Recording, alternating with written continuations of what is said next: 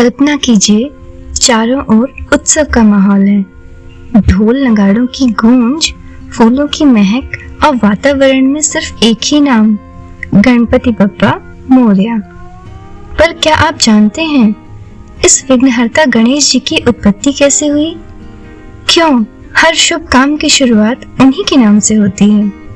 आज मैं आपको सुनाऊंगी वो अद्भुत कथा जो सिर्फ कहानी नहीं बल्कि आस्था और विश्वास की नींव है। तो चलिए शुरू करते हैं। बहुत समय पहले कैलाश पर्वत पर भगवान शिव और माता पार्वती निवास करते थे।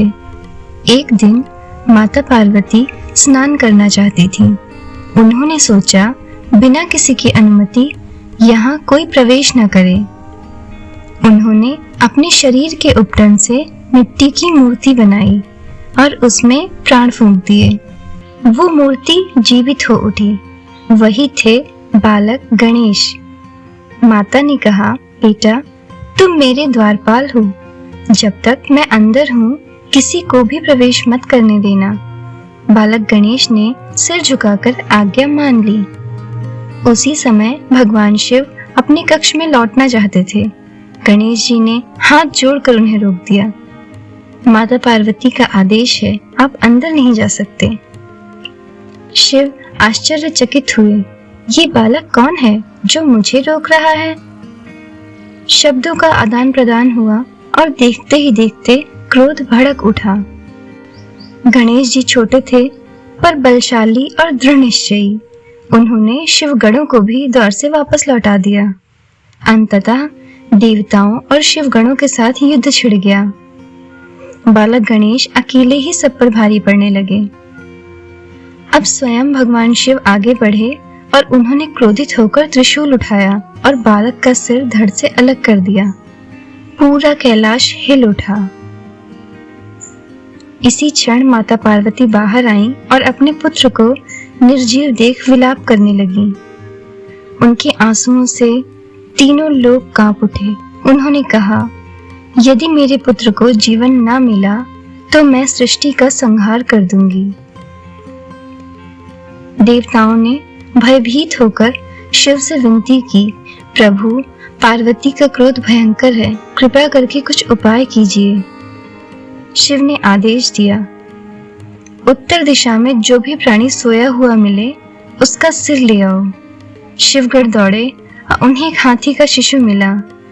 उसका सिर लाकर गणेश जी के शरीर से जोड़ा गया। शिव ने प्राण मंत्र से उन्हें जीवित किया। अब बालक गणेश फिर जीवित हो उठे, लेकिन हाथी का सिर लिए हुए। माता पार्वती ने उन्हें गले लगाया और देवताओं ने उन्हें आशीर्वाद दिया। शिव बोले, आज से तुम देवताओं में प्रथम पूज्य कहलाओगे।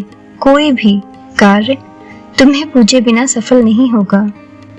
एक दिन कार्तिकेय और गणेश जी के बीच विवाद हुआ, कौन श्रेष्ठ है? शिव पार्वती ने कहा, जो पहले पूरी पृथ्वी की परिक्रमा करेगा वही श्रेष्ठ कहलाएगा। कार्तिकेय तुरंत अपने मोर पर सवार होकर निकल पड़े। गणेश जी मुस्कुराए और धीरे धीरे माता पिता की परिक्रमा कर दी। उन्होंने कहा, माता पिता ही संपूर्ण ब्रह्मांड है, इनके चारों ओर घूमना ही सब लोगों की परिक्रमा है। शिव पार्वती प्रसन्न हुए और उन्हें विजयी घोषित किया।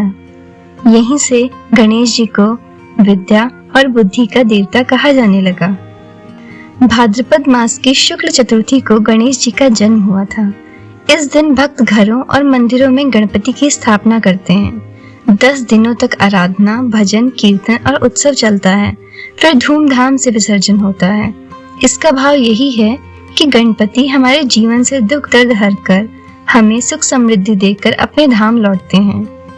गणेश जी को मोदक अत्यंत प्रिय है। कहा जाता है, एक बार देवताओं ने माता पार्वती को अमृत में मोदक दिया। उन्होंने वह मोदक उस पुत्र को देना चाहा जो सबसे योग्य सिद्ध हो। गणेश जी की बुद्धिमत्ता देखकर मोदक उन्हें ही मिला। तभी से मोदक उनका प्रिय भोग है।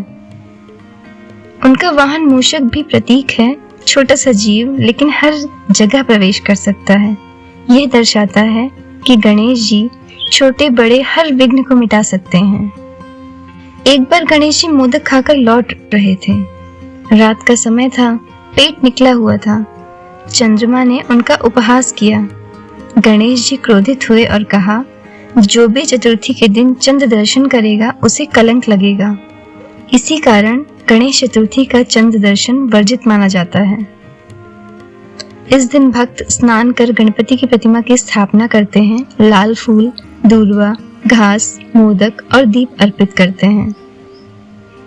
आरती और कथा का श्रवण करके व्रत करते हैं। मान्यता है इससे जीवन में सुख, शांति और समृद्धि आती है। तो मित्रों, यह है गणेश चतुर्थी की अद्भुत कथा। गणपति हमें सिखाते हैं चाहे कितनी भी बाधाएं हों, बुद्धि और भक्ति से हर संकट दूर हो सकता है। आइए हम सब मिलकर कहें, गणपति बप्पा मोरया, मंगल मूर्ति मोरया। Thank you.